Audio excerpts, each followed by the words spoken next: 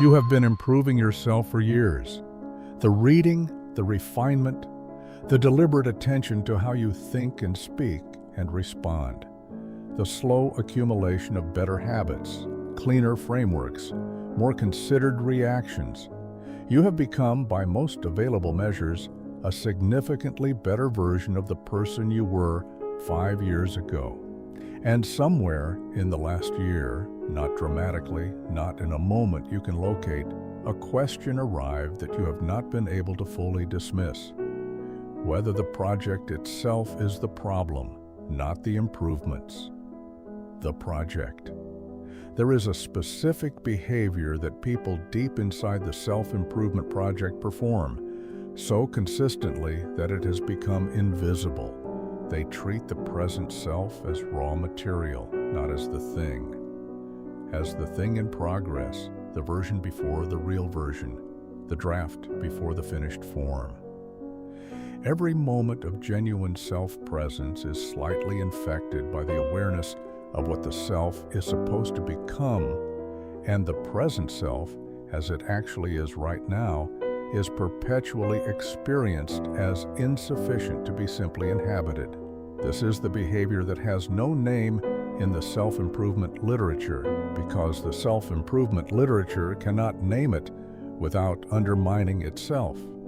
You are using the project of becoming to avoid the experience of being. The mechanism is not ambition.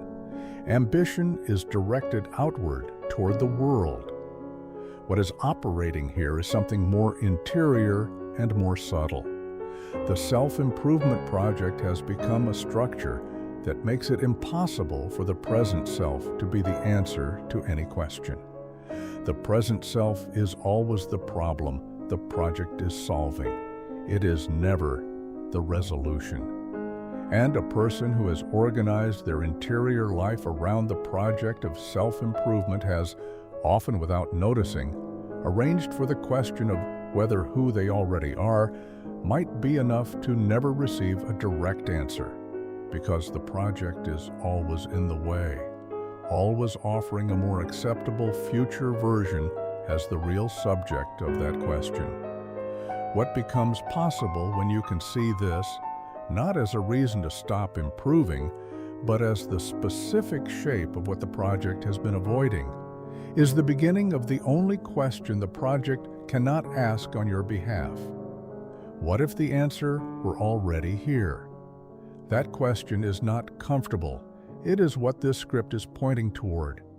If this channel names what you haven't been able to name, subscribe.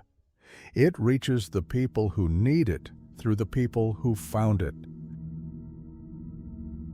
The self-improvement project, the specific structure it has built inside the person who has been running it for years, does not feel like avoidance from the inside. It feels like the opposite of avoidance. It feels like engagement, like taking the self seriously, like the responsible orientation of a person who does not settle and does not drift and holds themselves to a standard worth holding. This is the precise quality that makes it so effective as an avoidance mechanism. It is the only form of avoidance that presents itself as its opposite with enough conviction to convince the person running it. William James wrote about habit as the flywheel of civilization, the mechanism by which complex behaviors become automatic, freeing attention for higher functions. But James also saw the reverse operation. Habit does not only free attention, it can capture it. The habit of self-improvement, the daily practice of identifying what is deficient and working toward its correction, becomes, over time, a mode of attention that cannot locate what is not deficient. Not because deficiency is everywhere, because the habit has trained the attention to look for it, and the attention that has been trained to look for deficiency will find it or manufacture it in whatever territory it enters. The person who has been running the self-improvement project for years does not experience this as a distortion. They experience it as accurate perception. The deficiencies they identify are real. The areas for improvement they locate are genuine. What they cannot perceive, not because it doesn't exist, but because the attentional habit is not calibrated to locate it, is the territory where no improvement is needed, where the present self, as it is already the thing. The project has been very thorough. It has organized the attention so completely that the present self is only ever visible as a distance from the target. Camus wrote that the absurd is not a problem to be solved, but a condition to be inhabited. And his rebellion was not against the difficulty of existence, but against the various strategies for making existence tolerable by removing the person from genuine contact with it. He was specifically suspicious of any project that organized life around a future state, around the promise that genuine living would become available once some condition was met, some distance covered, some version of the self achieved. He called this philosophical suicide, the act of resolving the tension of existence by leaping toward a future that dissolves the present rather than requiring you to be fully inside it. The self-improvement project is not philosophical suicide in Camus' dramatic sense, but it carries the same structural feature. It makes the present self the problem, rather than the site of genuine life. It promises that the real version of you, the one that is worth simply being, is on its way. You just need to keep working, and the work is real, and the improvements are real, and the real version is always on its way. Apply this somewhere that will be uncomfortable to apply it, not to the meditation practice or the reading habit. Apply it to the way you enter a room. The person deep inside the self-improvement project does not simply arrive somewhere. They arrive evaluating how they are arriving, monitoring their attention, their quality of presence, their performance of whatever value the project has most recently been refining. The present moment of being in the room is not fully inhabited because part of the attention is always allocated to the assessment of how well the self is inhabiting it. This is not mindfulness. It is its structural opposite. Mindfulness, as a genuine practice, requires the suspension of the evaluative attention, the temporary release of the question of how well you are doing in order to be fully present with what is happening. The self-improvement project cannot suspend the evaluative attention. The evaluative attention is the project. To suspend it would be to stop improving, and to stop improving is the thing the project cannot permit, because stopping would require sitting with the present self as it is, without the promise of the better version as a buffer against the question of whether this version is enough. Jung's individuation process is sometimes read as a form of self-improvement, of becoming more fully oneself. And the reading is not wrong, but it misses what Jung meant by the movement's direction. Individuation is not the acquisition of better qualities. It is the withdrawal of projection, the slow, often painful process of reclaiming the parts of the self that have been externalized as ideals, as demands, as the image of what the self should become. The individuated person is not more improved. They are more present to what was already there. The direction of movement is inward and backward toward what has been there all along, but has been covered by the project of becoming something else. The self-improvement project runs in the opposite direction. It is always outward and forward, always toward the target, always away from the present self as it is. And the longer it runs, the more completely the present self is experienced as the thing being moved away from rather than the thing being moved toward. The person inside the project does not feel this as loss. They feel it as discipline. They have confused the direction of genuine development with the direction of genuine avoidance, and the confusion is very difficult to see from inside the project because the project supplies its own vocabulary of progress. Frankl observed that meaning is not found in the pursuit of a better self, but in the commitment to something beyond the self, and that the person who makes self-improvement the primary project of their life is, in a specific and traceable way, less available to the encounter with meaning than the person who has committed to something outside themselves. Not because self-improvement is wrong, because meaning requires a relationship with something that exceeds the self, something that the self is in service of, rather than something the self is being built toward.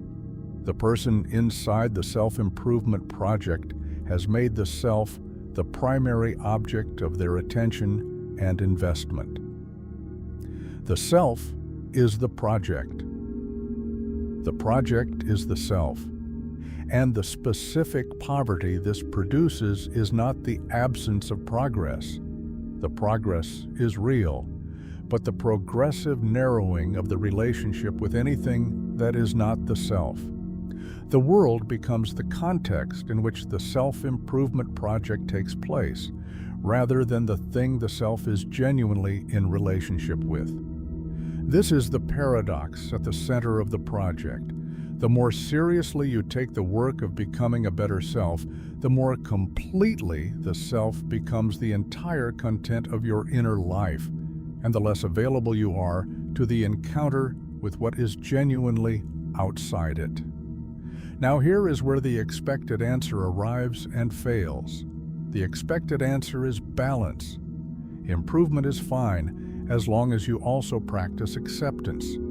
The self-improvement project is healthy when it is not compulsive.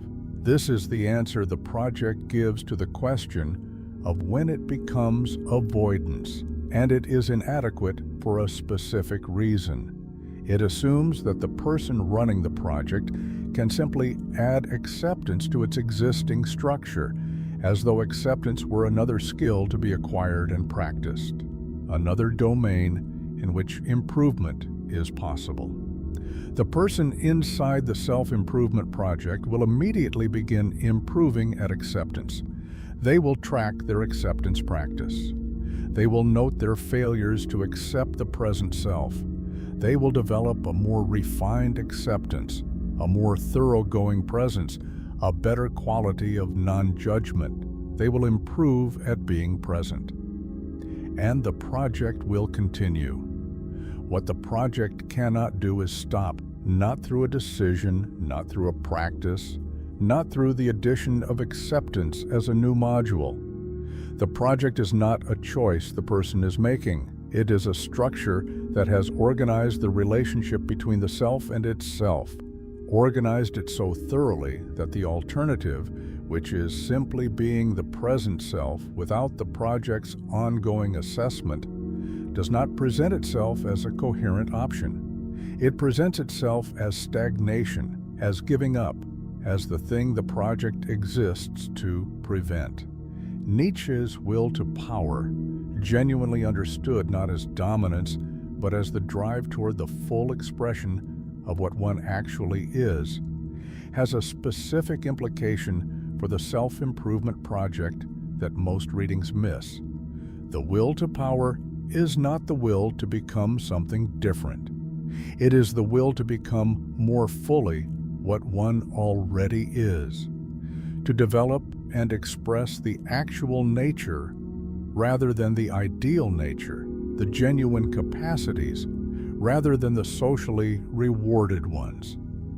The person in whom the will to power is genuinely active does not improve toward a target set by the culture or by the accumulated demands of their social environment. They develop toward something internal, something already present, something that the project of becoming something acceptable may actually be covering rather than approaching. This is the specific thing the self-improvement project most consistently obscures. The already existing self, which has qualities and capacities and a nature that is not deficient, that does not need correction, that is not the problem the project is solving. The project looks past it continuously toward the target, and the already existing self is never quite the subject of the project's attention. You think the project is building the self. The project may be avoiding it. Arendt's account of thinking, genuine thinking, the activity of sitting with a question until it becomes honestly your own, rather than processing it through received frameworks, applies here in a way she did not develop. The self-improvement project is a framework for processing the question of who you are. It gives the question a structure. You are the distance between the current version and the target version. It gives the question an answer. You are becoming. And it does this so efficiently that the question itself, asked genuinely, without the project's vocabulary available, with the real possibility that the answer might be already rather than in progress, is never quite asked. The project is very good at seeming like the asking of this question. It is not the asking of this question. It is the organization of attention away from the asking, toward the answering, toward the continuous activity of improvement, which requires the question to remain open. Because if the question were answered, if the answer were already, the project would have no subject. The project needs the self to be insufficient, and the self has been insufficient for as long as the project has been running. Most people inside the project do not arrive at this recognition because the project is very good at providing the sensation of progress, and progress is an effective substitute for presence. Each improvement produces a brief sense of arrival. Each arrival reveals the next distance. The project continues. And what the project never quite provides, the specific quality of simply being the self that is here without the ongoing assessment, is the thing that cannot be produced by any amount of improvement. Not because it is unavailable, because the project prevents the conditions under which it could be discovered. The person who has spent years improving has developed an extraordinary sensitivity to their own deficiencies and a corresponding blindness to their own sufficiency. Not because the sufficiency isn't there, because every tool they have for examining themselves was built to find what needs work. And tools built for finding what needs work cannot tell you when no work is needed. They can only tell you that they did not find what they were looking for, which feels, from inside the search, exactly like having found nothing, rather than like having arrived somewhere where nothing needed to be found. The project ends when it ends, not through a decision to stop improving. It ends through the specific encounter with the present self that the project has been organized to prevent. The encounter with a moment in which who you already are is fully adequate to what the moment requires, and the adequacy is received rather than evaluated. The moment does not feel like progress. It does not feel like achievement. It feels like enough. And the person inside the project, encountering this feeling without the project's framework available to process it, does not know what to do with it, because the project has no category for enough. Its only categories are better and not yet. And the feeling of enough does not belong to either of them. You have been in transit toward a self that may have already been here. The project has been moving you past it.